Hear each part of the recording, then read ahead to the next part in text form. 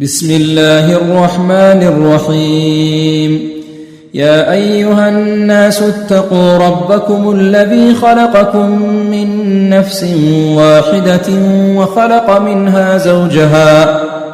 وخلق منها زوجها وبث منهما رجالا كثيرا ونساء، واتقوا الله الذي تساءلون به والأرحام، إن الله كان عليكم رقيبا. وآتوا اليتامى أموالهم ولا تتبدلوا الخبيث بالطيب ولا تأكلوا أموالهم إلى أموالكم إنه كان حوبا كبيرا. وإن خفتم ألا تقسطوا في اليتامى فانكحوا ما طاب لكم من النساء مثنى وثلاث ورباع، فإن خفتم ألا تعدلوا فواحدة أو ما ملكت أيمانكم، ذلك أدنى ألا تعولوا. وآتوا النساء صدقاتهن نحلة، فإن طبن لكم عن شيء منه نفسا فكلوه هنيئا مريئا. ولا تؤتوا السفهاء أموالكم التي جعل الله لكم قياما وارزقوهم فيها واكسوهم وقولوا لهم قولا معروفا. وابتلوا اليتامى حتى إذا بلغوا النكاح فإن آنستم منهم رشدا فادفعوا إليهم أموالهم ولا تأكلوها إسرافا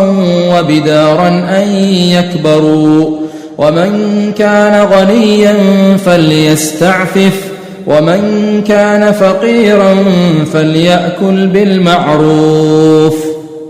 فإذا دفعتم إليهم أموالهم فأشهدوا عليهم، وكفى بالله حسيبا.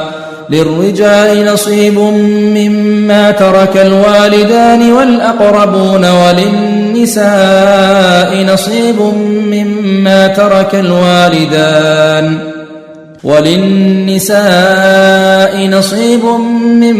ترك الوالدان والأقربون مما قل منه أو كثر نصيبا مفروضا. وإذا حضر القسمة أولو القربى واليتامى والمساكين فارزقوهم منه وقولوا لهم قولا معروفا. وليخشى الذين لو تركوا من خلفهم ذرية ضعافا خافوا عليهم فليتقوا الله وليقولوا قولا سديدا. إن الذين يأكلون أموال اليتامى ظلما إنما يأكلون في بطونهم نارا وسيصلون سعيرا. يوصيكم الله في أولادكم للذكر مثل حظ الأنثيين، فإن كن نساء فوق 2 فلهن ثلثا ما ترك، وإن كانت واحدة فلها النصف، ولأبويه لكل واحد منهما السدس مما ترك إن كان له ولد، فإن لم يكن له ولد وورثه أبواه فلأمه الثلث، فإن كان له إخوة فلأمه السدس من بعد وصية يوصي بها أو دين. آباؤكم وأبناؤكم لا تدرون أيهم أقرب لكم نفعا، فريضة من الله، إن الله كان عليما حكيما. ولكم نصف ما ترك أزواجكم إن لم يكن لهن ولد، فإن كان لهن ولد فلكم الربع مما تركن من بعد وصية يوصين بها أو دين. ولهن الربع مما تركتم إن لم يكن لكم ولد، فإن كان لكم ولد فلهن الثمن مما تركتم من بعد وصية توصون بها أو دين. وإن كان رجل يورث كلالة أو امرأة وله أخ أو أخت فلكل واحد منهما السدس، فإن كانوا أكثر من ذلك فهم شركاء في الثلث من بعد وصية يوصى بها أو دين غير مضار، وصية من الله، والله عليم حليم. تلك حدود الله، ومن يطع الله ورسوله يدخله جنات تجري من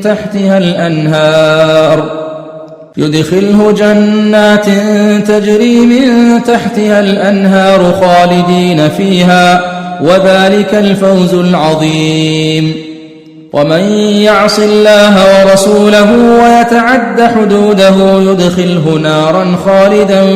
فيها وله عذاب مهين. واللاتي يأتين الفاحشة من نسائكم فاستشهدوا عليهن 4 منكم، فإن شهدوا فأمسكوهن في البيوت حتى يتوفاهن الموت أو يجعل الله لهن سبيلا. واللذان يأتيانها منكم فآذوهما، فإن تابا وأصلحا فأعرضوا عنهما، إن الله كان توابا رحيما. إنما التوبة على الله للذين يعملون السوء بجهالة ثم يتوبون من قريب فأولئك يتوب الله عليهم، وكان الله عليما حكيما. وليست التوبة للذين يعملون السيئات حتى إذا حضر أحدهم الموت قال إني تبت الآن ولا الذين يموتون وهم كفار، أولئك أعتدنا لهم عذابا أليما. يا أيها الذين آمنوا لا يحل لكم أن ترثوا النساء كرها ولا تعضلوهن لتذهبوا ببعض ما آتيتموهن إلا أن يأتين بفاحشة مبينة، وعاشروهن بالمعروف. فإن كرهتموهن فعسى أن تكرهوا شيئا ويجعل الله فيه خيرا كثيرا. وإن أردتم استبدال زوج مكان زوج وآتيتم إحداهن قنطارا فلا تأخذوا منه شيئا، أتأخذونه بهتانا وإثما مبينا. وكيف تأخذونه وقد أفضى بعضكم إلى بعض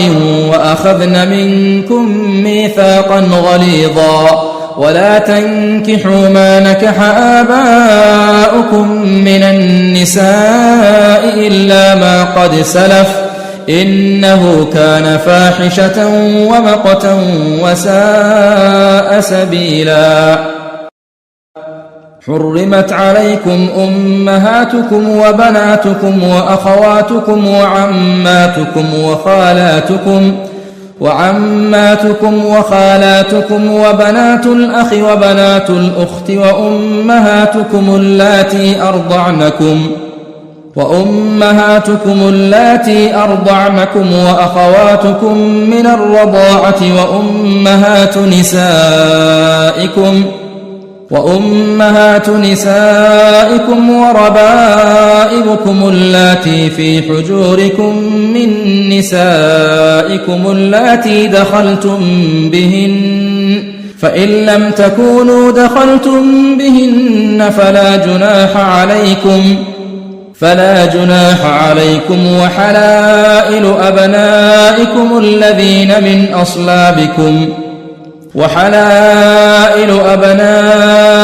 الذين من أصلابكم وأن تجمعوا بين الأختين إلا ما قد سلف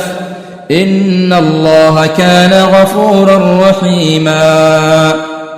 والمحصنات من النساء إلا ما ملكت أيمانكم كتاب الله عليكم، وأحل لكم ما وراء ذلكم أن تبتغوا بأموالكم محصنين غير مسافحين، فما استمتعتم به منهن فآتوهن أجورهن فريضة، ولا جناح عليكم فيما تراضيتم به من بعد الفريضة إن الله كان عليما حكيما. ومن لم يستطع منكم طولا أن ينكح المحصنات المؤمنات فمما ملكت أيمانكم من فتياتكم المؤمنات، والله أعلم بإيمانكم بعضكم من بعض،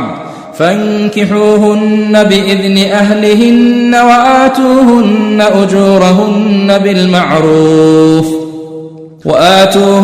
أجورهن بالمعروف محصنات غير مسافحات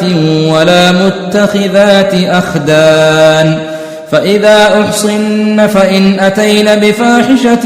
فعليهن نصف ما على المحصنات من العذاب، ذلك لمن خشي العنة منكم، وأن تصبروا خير لكم، والله غفور رحيم.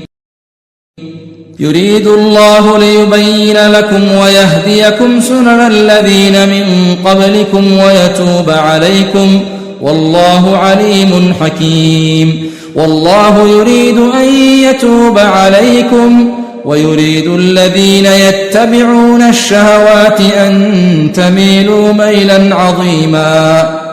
يريد الله أن يخفف عنكم وخلق الإنسان ضعيفا. يا أيها الذين آمنوا لا تأكلوا أموالكم بينكم بالباطل إلا أن تكون تجارة عن تراض منكم، ولا تقتلوا أنفسكم إن الله كان بكم رحيما. ومن يفعل ذلك عدوانا وظلما فسوف نصليه نارا، وكان ذلك على الله يسيرا. إن تجتنبوا كبائر ما تنهون عنه نكفر عنكم سيئاتكم وندخلكم مدخلا كريما. ولا تتمنوا ما فضل الله به بعضكم على بعض، للرجال نصيب مما اكتسبوا وللنساء نصيب مما اكتسبن، واسألوا الله من فضله إن الله كان بكل شيء عليما. ولكل جعلنا موالي مما ترك الوالدان والأقربون والذين عقدت أيمانكم فآتوهم نصيبهم إن الله كان على كل شيء شهيدا. الرجال قوامون على النساء بما فضل الله بعضهم على بعض وبما أنفقوا من أموالهم، فالصالحات قانتات حافظات للغيب بما حفظ الله. واللاتي تخافون نشوزهن فعظوهن واهجروهن في المضاجع واضربوهن، فإن أطعنكم فلا تبغوا عليهن سبيلا إن الله كان عليا كبيرا. وإن خفتم شقاق بينهما فابعثوا حكما من أهله وحكما من أهلها إن يريدا إصلاحا يوفق الله بينهما إن الله كان عليما خبيرا واعبدوا الله ولا تشركوا به شيئا وبالوالدين إحسانا وبذي القربى واليتامى والمساكين والجار ذي القربى والجار الجنب والصاحب بالجنب وابن السبيل وما ملكت أيمانكم إن الله لا يحب من كان مختالا فخورا الذين يبخلون ويأمرون الناس بالبخل ويكتمون ما آتاهم الله من فضله وأعتدنا للكافرين عذابا مهينا والذين ينفقون أموالهم رئاء الناس ولا يؤمنون بالله ولا باليوم الآخر ومن يكن الشيطان له قرينا فساء قرينا وماذا عليهم لو آمنوا بالله واليوم الآخر وأنفقوا مما رزقهم الله وكان الله بهم عليما إن الله لا يظلم مثقال ذرة وإن تك حسنة يضاعفها ويؤت من لدنه أجرا عظيما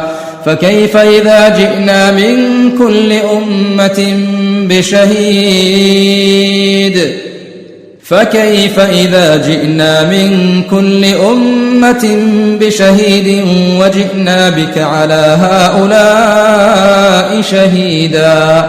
يومئذ يود الذين كفروا وعصوا الرسول لو تسوى بهم الأرض ولا يكتمون الله حديثا يا أيها الذين آمنوا لا تقربوا الصلاة وأنتم سكارى حتى تعلموا ما تقولون ولا جنبا إلا عابري سبيل حتى تغتسلوا وإن كنتم مرضى أو على سفر أو جاء أحد منكم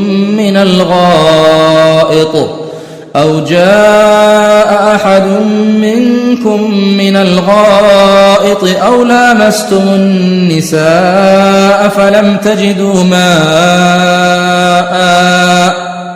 فلم تجدوا ماء فتيمموا صعيدا طيبا فامسحوا بوجوهكم وأيديكم إن الله كان عفوا غفورا ألم تر إلى الذين أوتوا نصيبا من الكتاب يشترون الضلالة ويريدون أن تضلوا السبيل والله أعلم بأعدائكم وكفى بالله وليا وكفى بالله نصيرا من الذين هادوا يحرفون الكلم عن مواضعه ويقولون سمعنا وعصينا واسمع غير مسمع وراعنا ليا بألسنتهم وطعنا في الدين ولو أنهم قالوا سمعنا وأطعنا واسمع وانظرنا لكان خيرا لهم وأقوم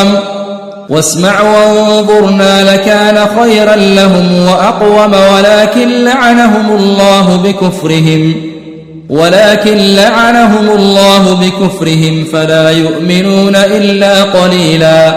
يا أيها الذين أوتوا الكتاب آمنوا بما نزلنا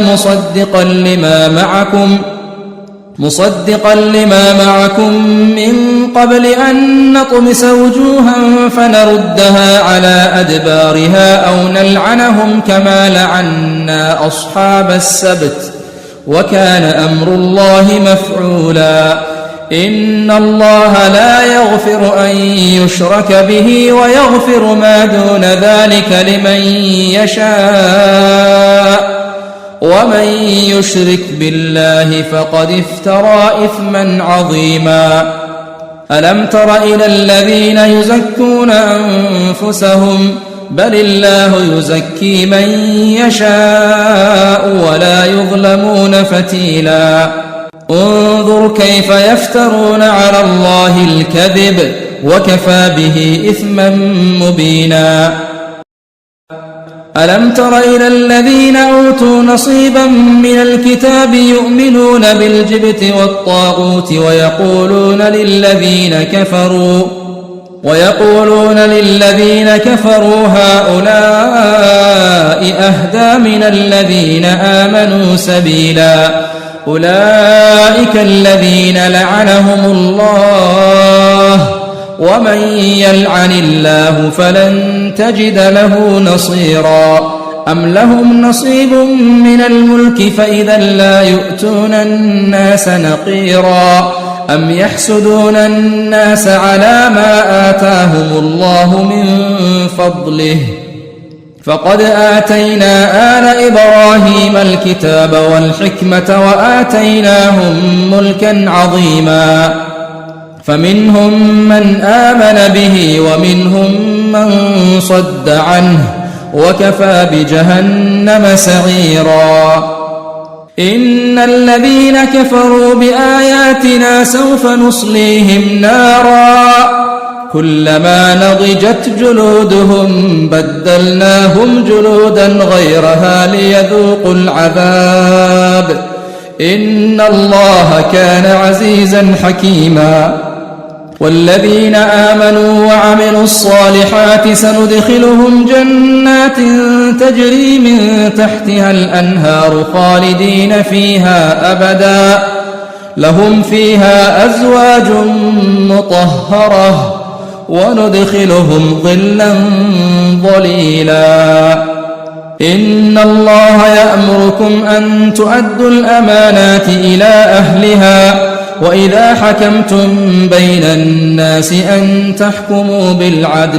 وإذا حكمتم بين الناس أن تحكموا بالعدل إن الله نعم ما يعظكم به إن الله كان سميعا بصيرا يا أيها الذين آمنوا أطيعوا الله وأطيعوا الرسول وأولي الأمر منكم فإن تنازعتم في شيء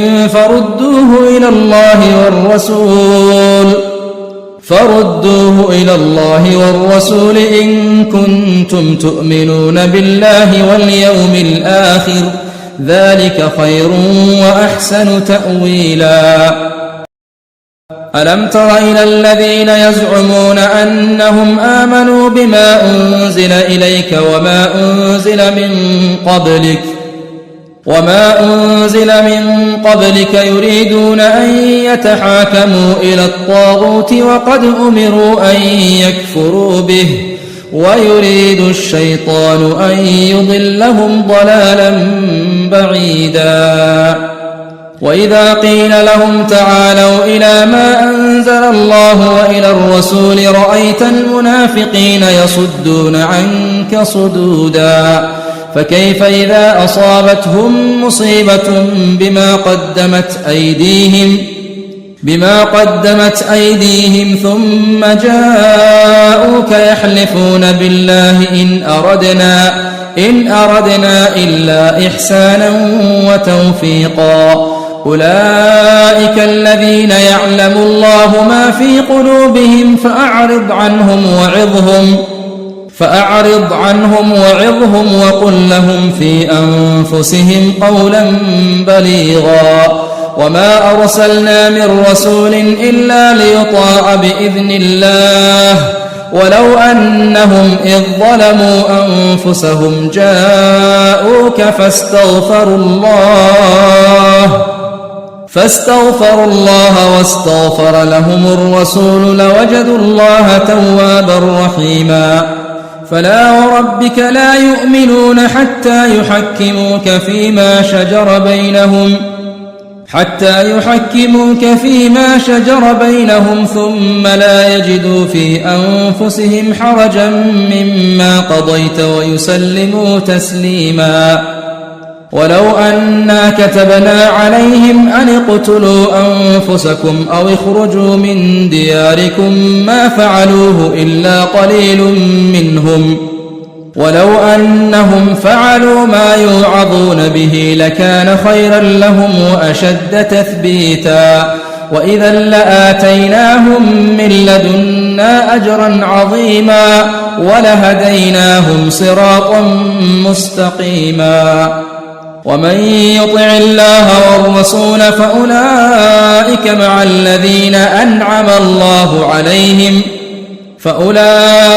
مع الذين أنعم الله عليهم من النبيين والصديقين والشهداء والصالحين وحسن أولئك رفيقا ذلك الفضل من الله وكفى بالله عليما يا أيها الذين آمنوا خذوا حذركم فانفروا ثبات أو انفروا جميعا وإن منكم لمن ليبطئن فإن أصابتكم مصيبة قال قد أنعم الله علي إذ لم أكن معهم شهيدا ولئن أصابكم فضل من الله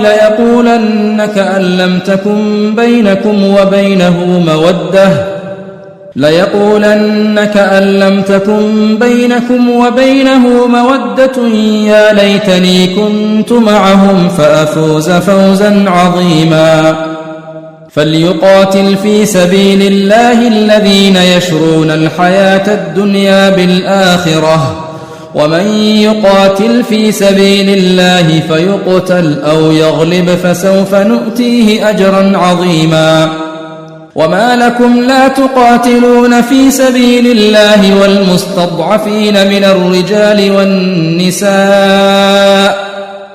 والمستضعفين من الرجال والنساء والولدان الذين يقولون ربنا أخرجنا من هذه القرية الظالم أهلها واجعل لنا من لدنك وليا واجعل لنا من لدنك نصيرا الذين آمنوا يقاتلون في سبيل الله والذين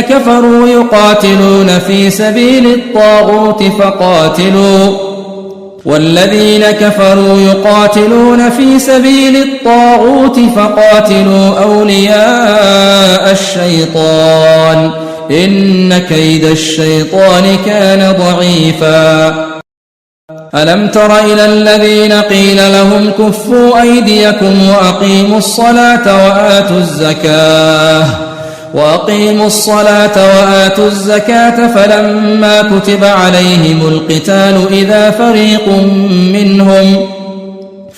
فلما كتب عليهم القتال إذا فريق منهم يخشون الناس كخشية الله أو أشد خشية وقالوا ربنا لم كتبت علينا القتال لولا أخرتنا إلى أجل قريب قل متاع الدنيا قليل والآخرة خير لمن اتقى ولا تظلمون فتيلا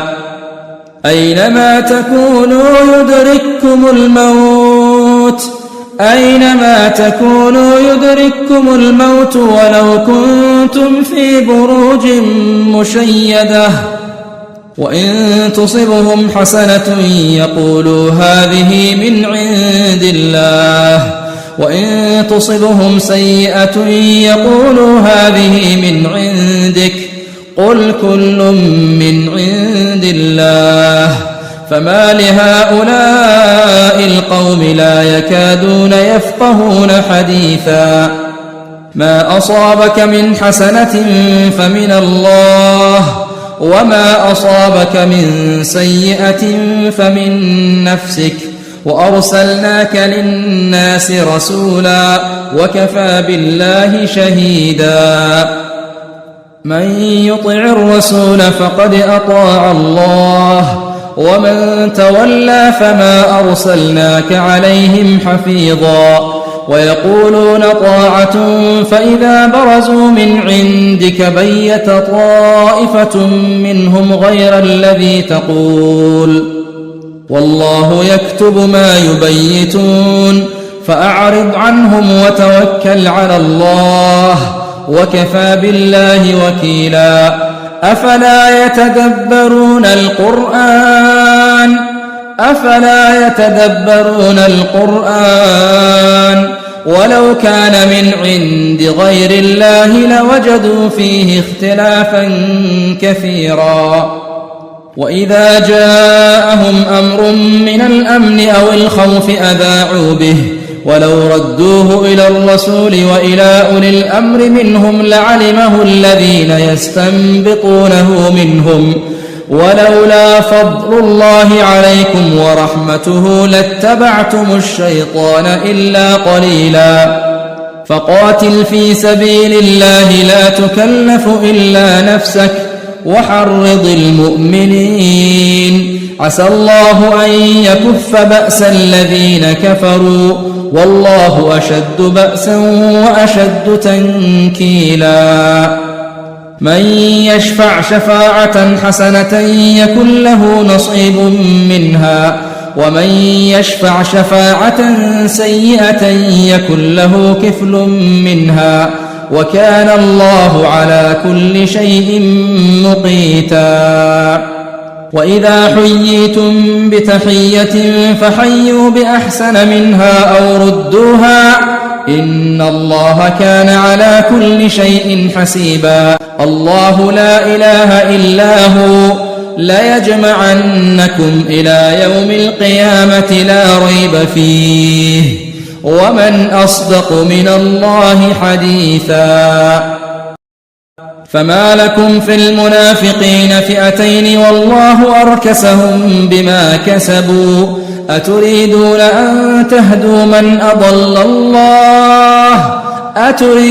أن تهدوا من أضل الله ومن يضلل الله فلن تجد له سبيلا ودوا لو تكفرون كما كفروا فتكونون سواء فلا تتخذوا منهم أولياء حتى يهاجروا في سبيل الله فإن تولوا فخذوهم واقتلوهم حيث وجدتموهم ولا تتخذوا منهم وليا ولا نصيرا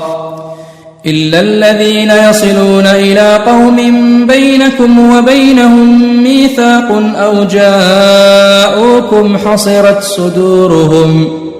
أو جاءوكم حصرت صدورهم أن يقاتلوكم أو يقاتلوا قومهم ولو شاء الله لسلطهم عليكم فلقاتلوكم فإن اعتزلوكم فلم يقاتلوكم وألقوا إليكم السلم فما جعل الله لكم عليهم سبيلا ستجدون آخرين يريدون أن يأمنوكم ويأمنوا قومهم كلما ردوا إلى الفتنة أركسوا فيها فإن لم يعتزلوكم ويلقوا إليكم السلم ويكفوا أيديهم فخذوهم واقتلوهم حيث ثقفتموهم وأولئكم جعلنا لكم عليهم سلطانا مبينا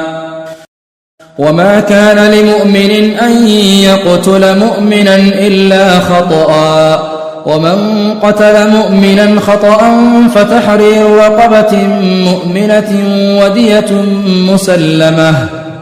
ودية مسلمة إلى أهله إلا أن يصدقوا فإن كان من قوم عدو لكم وهو مؤمن فتحرير رقبة مؤمنة وإن كان من قوم بينكم وبينهم ميثاق فدية مسلمة إلى أهله وتحرير رقبة مؤمنة فمن لم يجد فصيام شهرين متتابعين توبة من الله وكان الله عليما حكيما. ومن يقتل مؤمنا متعمدا فجزاؤه جهنم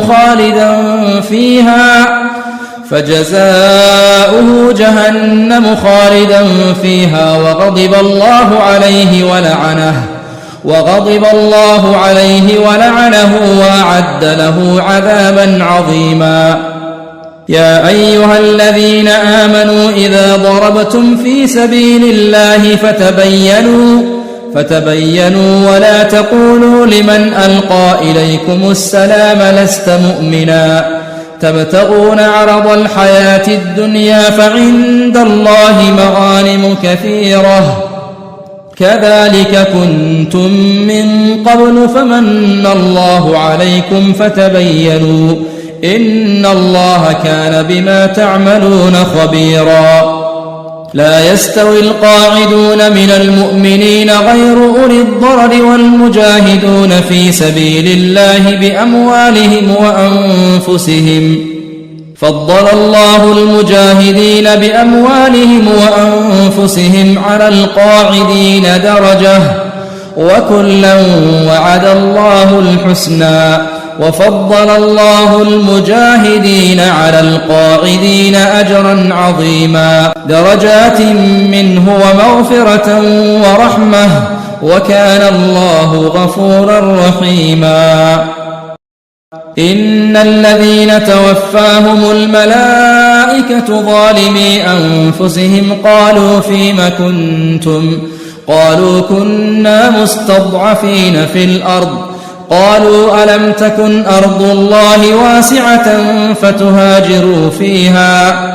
فأولئك مأواهم جهنم وساءت مصيرا إلا المستضعفين من الرجال والنساء والولدان لا يستطيعون حيلة ولا يهتدون سبيلا فأولئك عسى الله أن يعفو عنهم وكان الله عفوا غفورا. ومن يهاجر في سبيل الله يجد في الأرض مراغما كثيرا وسعة ومن يخرج من بيته مهاجرا إلى الله ورسوله ثم يدركه الموت فقد وقع أجره على الله وكان الله غفورا رحيما. وإذا ضربتم في الأرض فليس عليكم جناح أن تقصروا من الصلاة إن خفتم أن يفتنكم الذين كفروا إن الكافرين كانوا لكم عدوا مبينا. وإذا كنت فيهم فأقمت لهم الصلاة فلتقم طائفة منهم معك وليأخذوا أسلحتهم فإذا سجدوا فليكونوا من ورائكم ولتأت طائفة أخرى لم يصلوا فليصلوا معك وليأخذوا حذرهم وأسلحتهم ود الذين كفروا لو تغفلون عن أسلحتكم وأمتعتكم فيميلون عليكم ميلة واحدة ولا جناح عليكم إن كان بكم أذى من مطر أو كنتم مرضى أن تضعوا أسلحتكم وخذوا حذركم إن الله أعد للكافرين عذابا مهينا. فإذا قضيتم الصلاة فاذكروا الله قياما وقعودا وعلى جنوبكم فإذا اطمأننتم فأقيموا الصلاة إن الصلاة كانت على المؤمنين كتابا موقوتا. ولا تهنوا في ابتغاء القوم إن تكونوا تألمون فإنهم يألمون كما تألمون وترجون من الله ما لا يرجون وكان الله عليما حكيما. إنا أنزلنا إليك الكتاب بالحق لتحكم بين الناس بما أراك الله ولا تكن للخائنين خصيما واستغفر الله إن الله كان غفورا رحيما ولا تجادل عن الذين يختانون أنفسهم إن الله لا يحب من كان خوانا أثيما يستخفون من الناس ولا يستخفون من الله وهو معهم إذ يبيتون ما لا يرضى من القول وكان الله بما يعملون محيطا ها أنتم هؤلاء جادلتم عنهم في الحياة الدنيا فمن يجادل الله عنهم يوم القيامة أم من يكون عليهم وكيلا ومن يعمل سوءا أو يظلم نفسه ثم يستغفر الله يجد الله غفورا رحيما ومن يكسب إثما فإنما يكسبه على نفسه وكان الله عليما حكيما ومن يكسب خطيئة أو إثما ثم يرم به بريئا فقد احتمل بهتانا وإثما مبينا ولولا فضل الله عليك ورحمته لهمت طائفة منهم أن يضلوك وما يضلون إلا أنفسهم وما يضرونك من شيء وأنزل الله عليك الكتاب والحكمة وعلمك ما لم تكن تعلم وكان فضل الله عليك عظيما لا خير في كثير من نجواهم إلا من أمر بصدقة أو معروف أو إصلاح بين الناس ومن يفعل ذلك ابتغاء مرضات الله فسوف نؤتيه أجرا عظيما ومن يشاقق الرسول من بعد ما تبين له الهدى ويتبع غير سبيل المؤمنين نوله ما تولى ونصله جهنم وساءت مصيرا إن الله لا يغفر أن يشرك به ويغفر ما دون ذلك لمن يشاء ومن يشرك بالله فقد ضل ضلالا بعيدا إن يدعون من دونه إلا إناثا وإن يدعون إلا شيطانا مريدا لعنه الله وقال لأتخذن من عبادك نصيبا مفروضا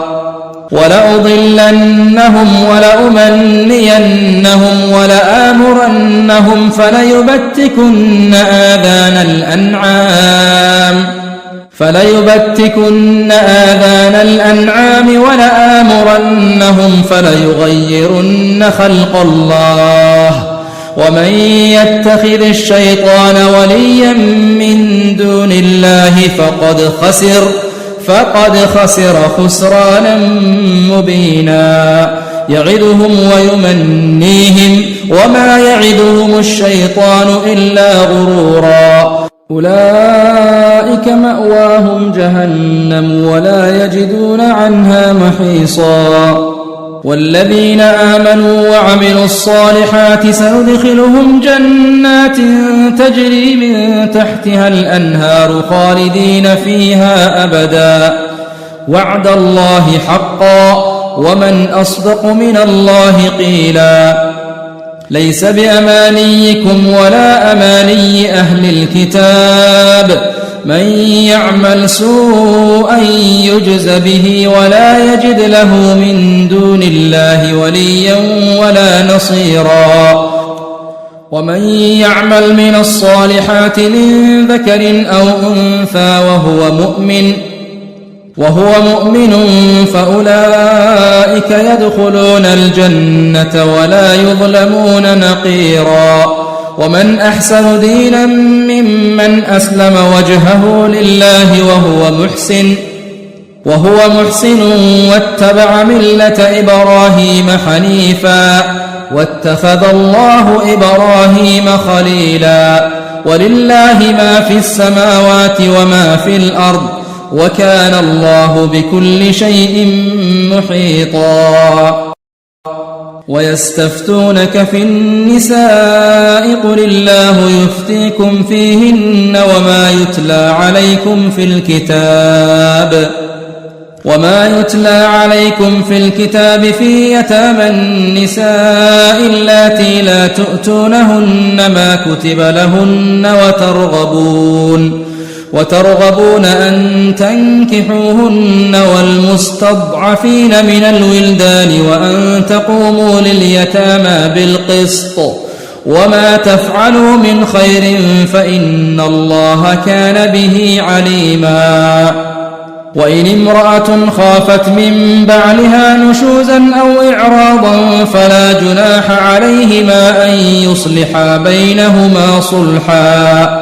والصلح خير. وأحضرت الأنفس الشح وإن تحسنوا وتتقوا فإن الله كان بما تعملون خبيرا. ولن تستطيعوا أن تعدلوا بين النساء ولو حرصتم فلا تميلوا كل الميل فتذروها كالمعلقة. وإن تصلحوا وتتقوا فإن الله كان غفورا رحيما. وإن يتفرقا يغن الله كلا من سعته وكان الله واسعا حكيما. ولله ما في السماوات وما في الأرض. ولقد وصينا الذين أوتوا الكتاب من قبلكم وإياكم أن اتقوا الله وإن تكفروا فإن لله ما في السماوات وما في الأرض وكان الله غنيا حميدا. ولله ما في السماوات وما في الأرض وكفى بالله وكيلا. إن يشأ يذهبكم أيها الناس ويأت بآخرين وكان الله على ذلك قديرا.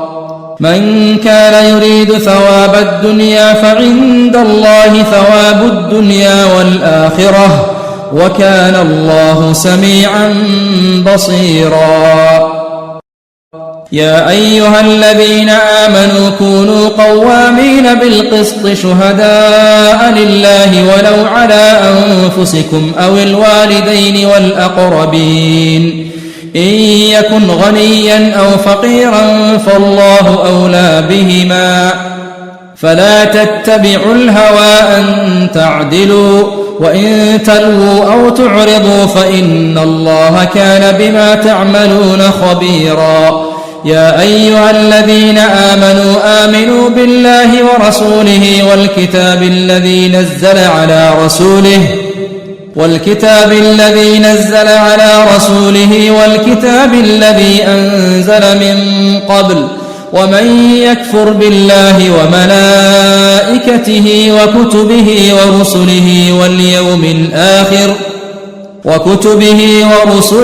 واليوم الآخر فقد ضل ضلالا بعيدا. إن الذين آمنوا ثم كفروا ثم آمنوا ثم كفروا ثم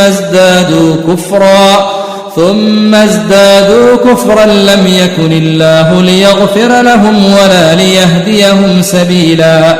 بشر المنافقين بأن لهم عذابا أليما. الذين يتخذون الكافرين أولياء من دون المؤمنين أيبتغون عندهم العزة فإن العزة لله جميعا. وقد نزل عليكم في الكتاب أن إذا سمعتم آيات الله يكفر بها ويستهزأ بها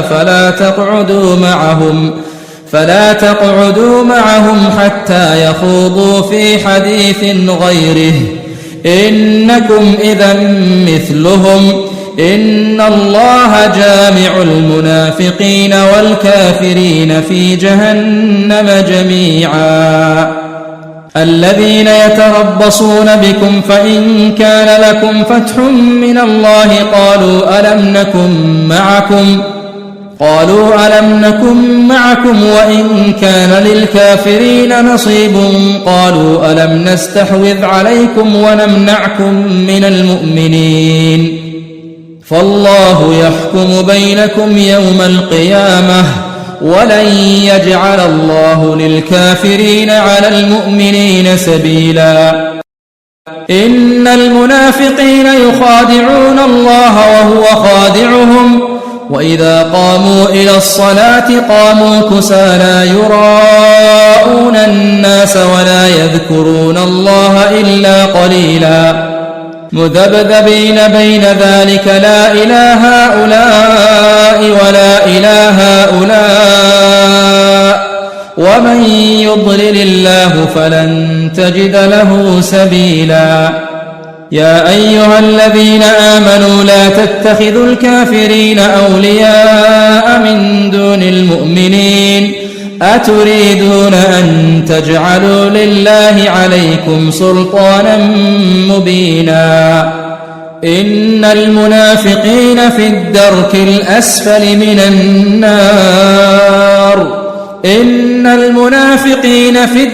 الأسفل من النار ولن تجد لهم نصيرا إلا الذين تابوا وأصلحوا واعتصموا بالله وأخلصوا دينهم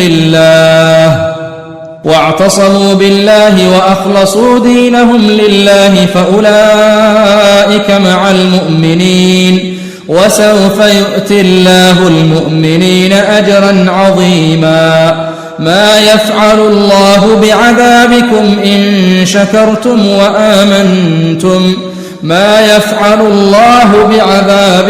إن شكرتم وآمنتم وكان الله شاكرا عليما لا يحب الله الجهر بالسوء من القول إلا من ظلم وكان الله سميعا عليما إن تبدوا خيرا أو تخفوه أو تعفوا عن سوء فإن الله كان عفوا قديرا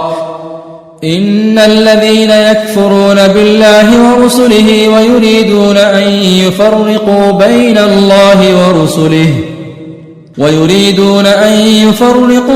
الله ورسله ويقولون نؤمن ببعض ونكفر ببعض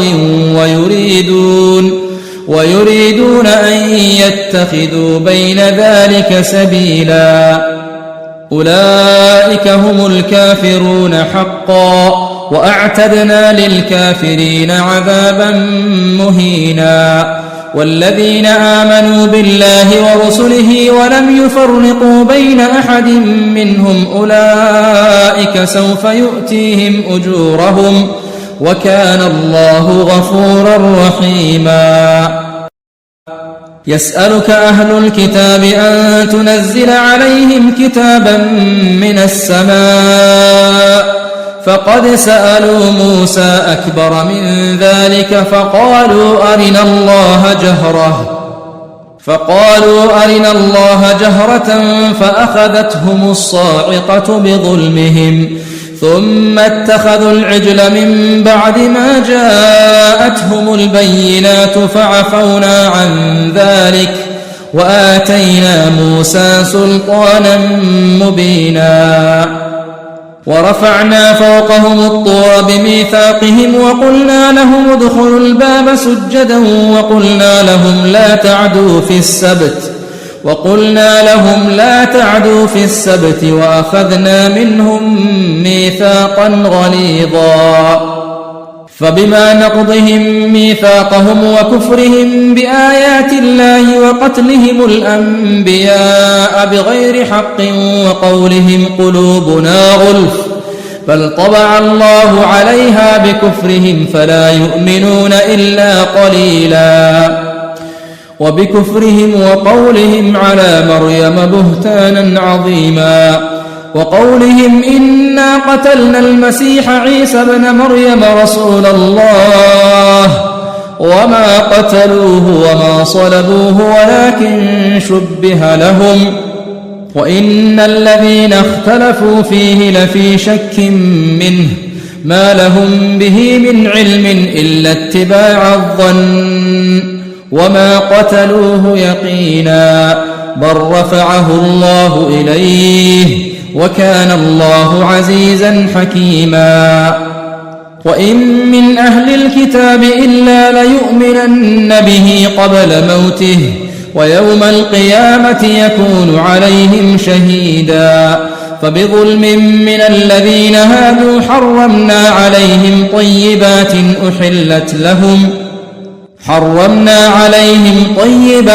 أحلت لهم وبصدهم عن سبيل الله كثيرا وأخذهم الربا وقد نهوا عنه وأكلهم أموال الناس بالباطل وأعتدنا للكافرين منهم عذابا أليما.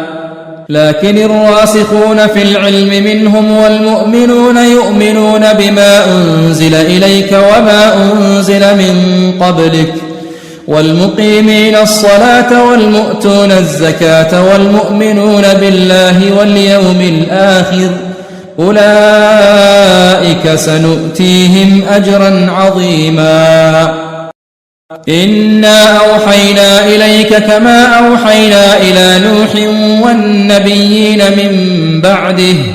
وأوحينا إلى إبراهيم وإسماعيل وإسحاق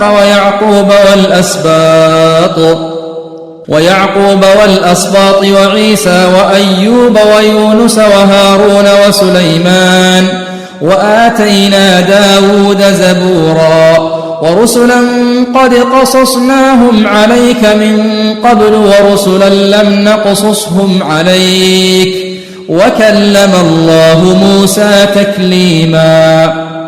رسلا مبشرين ومنذرين لئلا يكون للناس على الله حجة بعد الرسل وكان الله عزيزا حكيما. لكن الله يشهد بما أنزل إليك أنزله بعلمه والملائكة يشهدون وكفى بالله شهيدا. إن الذين كفروا وصدوا عن سبيل الله قد ضلوا ضلالا بعيدا. إن الذين كفروا وظلموا لم يكن الله ليغفر لهم ولا ليهديهم طريقا إلا طريق جهنم خالدين فيها أبدا وكان ذلك على الله يسيرا. يا أيها الناس قد جاءكم الرسول بالحق من ربكم فآمنوا خيرا لكم وإن تكفروا فإن لله ما في السماوات والأرض وكان الله عليما حكيما. يا أهل الكتاب لا تغلوا في دينكم ولا تقولوا على الله إلا الحق إنما المسيح عيسى ابن مريم رسول الله وكلمته ألقاها إلى مريم وروح منه فآمنوا بالله ورسله ولا تقولوا ثلاثة انتهوا خيرا لكم إنما الله إله واحد سبحانه أن يكون له ولد له ما في السماوات وما في الأرض وكفى بالله وكيلا. لن يستنكف المسيح أن يكون عبدا لله ولا الملائكة المقربون ومن يستنكف عن عبادته ويستكبر فسيحشرهم إليه جميعا. فأما الذين آمنوا وعملوا الصالحات فيوفيهم أجورهم ويزيدهم من فضله وأما الذين استنكفوا واستكبروا فيعذبهم عذابا أليما فيعذبهم عذابا أليما ولا يجدون لهم من دون الله وليا ولا نصيرا. يا أيها الناس قد جاءكم برهان من ربكم وأنزلنا إليكم نورا مبينا. فأما الذين آمنوا بالله واعتصموا به فسيدخلهم في رحمة منه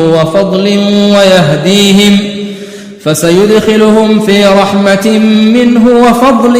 ويهديهم إليه صراطا مستقيما. يستفتونك قل الله يفتيكم في الكلالة إن امرؤ هلك ليس له ولد وله أخت فلها نصف ما ترك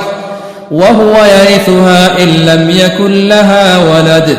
فإن كانت اثنتين فلهما الثلثان مما ترك، وإن كانوا إخوة رجالا ونساء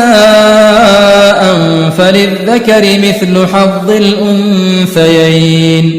يبين الله لكم أن تضلوا والله بكل شيء عليم.